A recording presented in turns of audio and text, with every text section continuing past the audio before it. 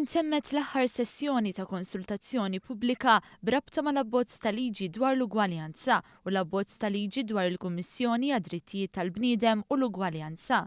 Konsultazzjoni li għalija attendew esperti internazzjonali u Ewropej u rappreżentanti oħrajn li jintlaqtu mill-liġijiet. Il-Ministru għall-Ugwaljanza Helena Dalli fissret kif il-promozzjoni tal-ugwaljanza mhix biżżejjed u wasal iż-żmien li naffermaw id-drittijiet u l-ugwaljanza. Spjegat kif l-iskop tal-abbozz ta' liġi dwar l-ugwaljanza huwa li jipprojbixxi u jipprevjeni d-diskriminazzjoni u jipproteġi lill-individwi f'aktar oqsma tal-ħajja.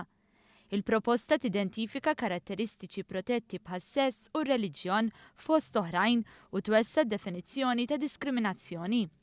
Dwar il-liġi li twaqqaf il-Kummissjoni għad-drittijiet tal-bniedem u l-ugwaljanza, Dr. Dalli fissret kif din il-proposta qed issir biex id-drittijiet elenkati fl-abbozz ta' liġi dwar l-ugwaljanza jkunu protetti permezz ta' kummissjoni indipendenti illi tieħu post il-Kummissjoni Nazzjonali għall promozzjoni tal-ugwaljanza. Il-Kummissjoni sa tkun m'għandix taqsam xejn mal-Gvern għaliex sa tkun il-Commissioner ikun elett minn żewġ terzi tal-Kamra u allura se jkun kompletament indipendenti u allura l-ebda Gvern ma jista' ibiddel mbagħad dak illi ikun sar għaliex irid ikun il-Parlament illi jeleġġi lill-Kummissarju. Intant l-abbozzi ta' liġi għaddew ukoll għand il-Kummissjoni ta' Venezja illi kienet mistiedna mill-Gvern Malti sabiex tevalwhom bl-akbar indipendenza.